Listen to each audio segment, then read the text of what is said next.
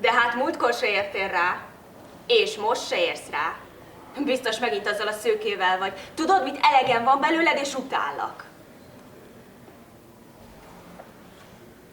Szia, leülhetek?